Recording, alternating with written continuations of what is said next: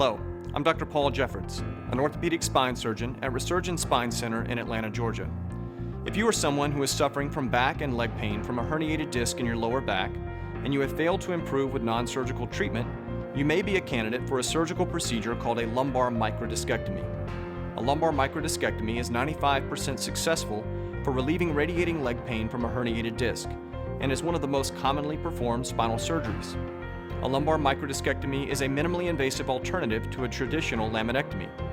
Compared to the open laminectomy, the microdiscectomy can be done through a much smaller incision with less muscle tissue disruption and less bleeding. This can result in decreased pain and a faster recovery for the patient. The surgery is done to remove herniated disc material that is pressing on one or more of the nerves that is exiting from the spinal canal in your lower back. What I would like to do in this video is describe the surgical procedure, talk about what steps you will take in preparing for the surgery, what will happen during the operation, and what you can expect in your recovery.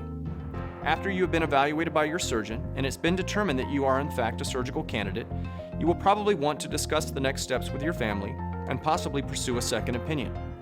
Once you have made the decision to proceed with the surgery, the first thing you will want to do is to schedule a date for your preoperative consultation. It is during this session that you will have the chance to meet with your surgeon and staff, ask any questions you may have, and sign the consent form for surgery. At this time, you will be prescribed any medications for postoperative care and may undergo additional preoperative tests. This may include a chest x-ray, EKG, and blood work. You will check into the hospital or surgery center the morning of your surgery. Your anesthesiologist will bring you into the operating room and put you to sleep for the operation.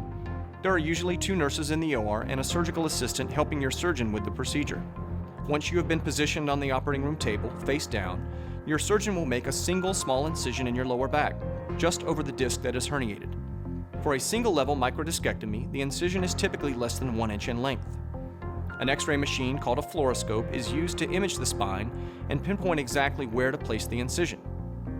Dilating tubes are placed through the incision onto the spine using the fluoroscope to guide their position. The tubes separate the muscle fibers and provide access to the spine without cutting the muscles. A retractor is then placed over the final tube to hold the muscle tissue, and the tube is removed.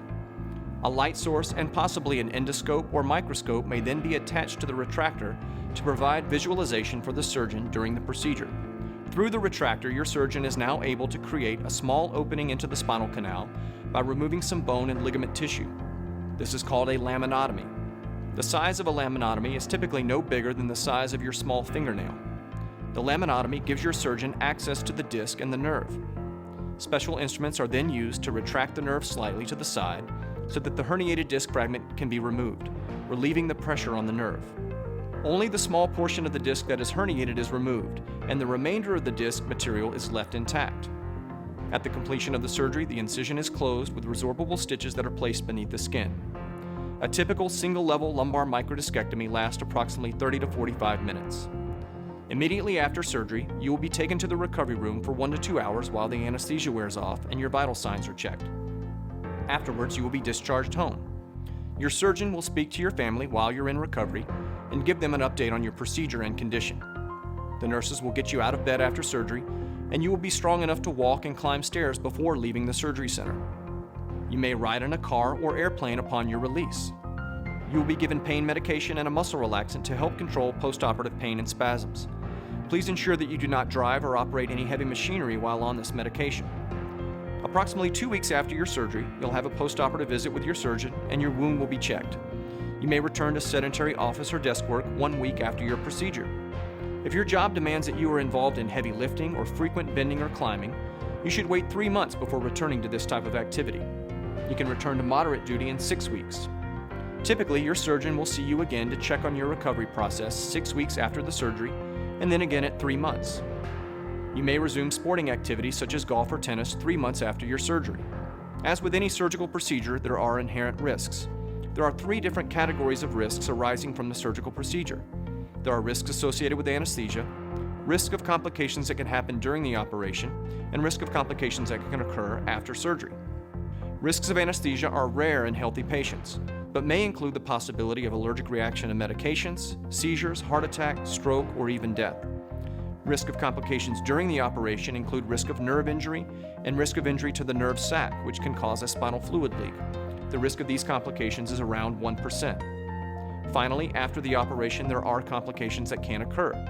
There is about a 1% chance of infection, and there is a 5 to 10% chance of the same disc reherniating or one of the other discs in your back herniating.